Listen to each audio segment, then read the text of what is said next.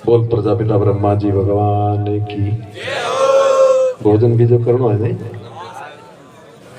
करना है। बोल सरस्वती मात की, सतगुरुदेव की, सत्य सनातन धर्म की, माता पिता गुरुदेव की। आज बड़ा ही हर्ष का विषय है। शिवाना की पावन धरा पर इस वार्षिक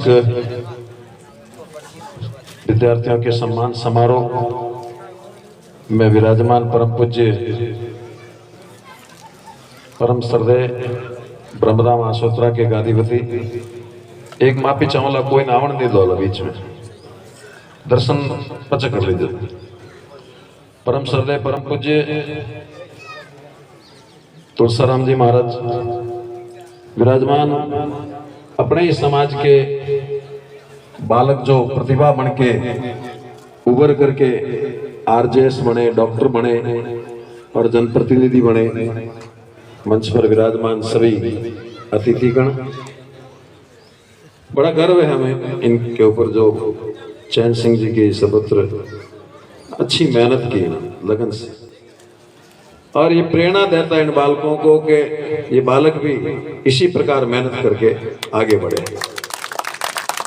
डॉक्टर मदन अपनी बात कही है, किस स्थिति परिस्थिति में और कैसे, और आज पाली में इनकी ओपीडी पर कोई दृष्टि डाले।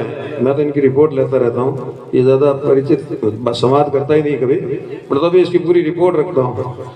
बहुत अच्छा काम, और इसका भगवान इसके हाथ में जस दिया है। इतना बढ़िया ये डॉक्टर है बालकों के लिए कि बहुत एक भगवान का रूप बन करके वहां पाली के अंदर प्रसिद्धि पा रहा है। आज हम पूर्व वक्ता ने बहुत बातें कह दी आप, अब ज्ञान तो आपको देने के लिए कुछ रहा ही नहीं, पर मैं निवेदन ये करना चाहूंगा कि बहुत सारे विषयों पर आप लोगों ने प्रकाश डाला, कई राजनीति पर, कोई शिक्षा पर, कोई क्या, ये सब तो ठीक है और ठीक भी होगा, और अच्छा भविष्य। आज के दिन हमारा समाज आर्थिक दृष्टि से मजबूत भी है, और शिक्षा के क्षेत्र में भी बहुत सारे हॉस्टल बन गए, बहुत सारे शिक्षण संस्थान बन गए, बहुत सारे कोचिंग सेंटर बन रहे हैं, और अभी भी प्रयासरत है हमारे समाज के बहुत सारे लोग, और उसमें अपन सब साथ में हैं। मगर एक वस्तु, एक चीज, एक विषय से हम पिछड़ रहे हैं। जब तक वो आप में नहीं आएगी तब तक ये बाकी सब कोई मायने नहीं रखेगा। आज के इस वर्तमान के संक्रमण काल में हम पिछड़ रहे हैं, तो हमारे अंदर सबसे बड़ी कमी आ रही है तो अनुशासन की आ रही है। ये बहुत बड़ा चिंता का विषय हमारे लिए। अनुशासन जब नहीं होगा तब आप कोई पाठ्यक्रम की शिक्षा पाकर के कोई बहुत बड़ी डिग्री धारी बन जाओ तो भी कोई मायने नहीं रखता है। पढ़े लिखे पागल कहते हैं उनको। संस्कार नहीं, अनुशासन नहीं, ज्ञान नहीं और दीक्षा नहीं। शिक्षा तो है पर दीक्षा नहीं, तो दीक्षा नहीं होगी जब तक तो अनुशासन नहीं आएगा। अभी मदन ने एक बात कही थी कि कई बालक पढ़ करके अपने माँ बापों को छोड़ करके कई बार जाके शिफ्ट हो जाते हैं अपने बीबी बच्चों के साथ, और माँ बाप का और काका जी का नाम लेना भी पसंद नहीं करते। गरीब पिता पगड़ी बांधे हुए उनके यहाँ चला जाता है तो पहचानने से भी इनकार करते हैं। ऐसे शिक्षित हुए भी हमारे लिए कोई काम के नहीं। इसलिए मैं शिक्षा के लिए आप लोगों के साथ हूं, और बहुत आप लोगों के लिए काम भी किया और कर रहा हूं, और करता भी रहूंगा, और आगे बढ़ाने में मेरी महत्वपूर्ण भूमिका आपको रहेगी। मगर मैं इनके साथ साथ ये आपको दृढ़ संकल्प आज दिलाना चाहता हूं कि आप शिक्षा के साथ साथ दीक्षा और संस्कार और अनुशासन भी रखें। जब तक वो नहीं होगा तब तक आपकी शिक्षा पूर्ण नहीं मानी जाएगी। अरे जो योगदान दे रहा है, तन से दे रहा है, मन से दे रहा है, धन से दे रहा है, उनकी इज्जत करो, उनका सम्मान करो, उनकी गरिमा मर्यादा रखो। उन्हीं से समाज के ये संस्थान खड़े हो रहे हैं। आज मैं हीर सिंह जी 5 लोड को याद करता हूं इस भूमि पर कि उनकी ये देन है, ये भूमि जब जाकर के आज ये छात्रावास खड़ा हुआ है, ये भवन खड़ा हुआ है।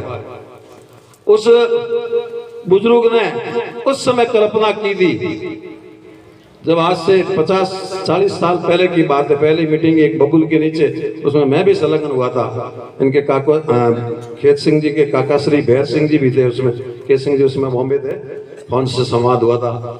तो वो हीर सिंह जी ने उस समय उनकी कल्पना दी कि हमारे आने वाली पीढ़ी पढ़ेगी, आने वाली पीढ़ी विकास करेगी, समाज आगे बढ़ेगा। तो मैं बार बार उनको सत उनकी आत्मा को नमन करता हूं और उनकी आत्मा को बहुत बहुत धन्यवाद और साधुवाद देता हूं कि उनके प्रयासों से ये जमीन हमारे समाज को उपलब्ध हुई। तो सम्मान करना सीखो, इतिहास को सीखो। आज मदन ने अभी बताया था कि हम हमारे इतिहास को, अतीत को भूलते जा रहे थे। मैं अभी खेत सिंह जी एक कार्यक्रम में गया था 2 साल पहले की बात, अहमदाबाद में बालक बालिकाओं का कार्यक्रम था। कॉलेज स्टूडेंट थे, उनको सम्मान समारोह था, उनको प्रतिभावान सम्मान समारोह।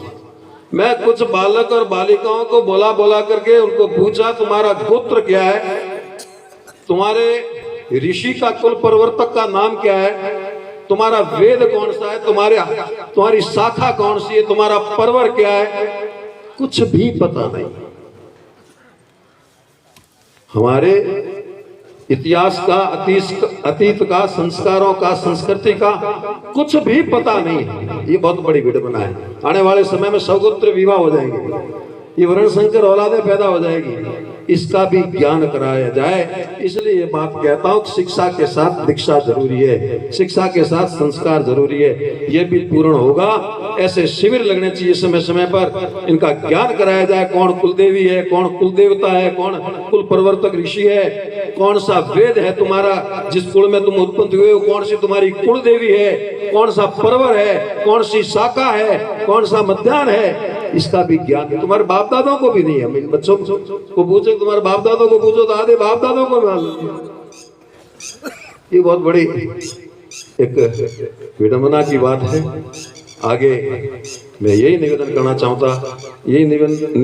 चाह रहा हूँ कि यहाँ आम सिंह जी जो वार्डन है, इंद्राणा का बालक है, वो खुद भी पढ़ता है, अध्ययन करता है और यहाँ बालकों को बहुत अच्छा अध्ययन कराने में महत्वपूर्ण भूमिका निभाता है। उनकी पूरी टीम, वार्डन और हॉस्टल के जितने भी यहाँ जो संचालन करने में ट्रस्ट के समिति के सदस्य है, वो भी उनको खूब प्रोत्साहन देते हैं। इसलिए उनको भी बहुत बहुत धन्यवाद, साधुवाद, और इन पूरे टीम को बहुत बहुत धन्यवाद, साधुवाद।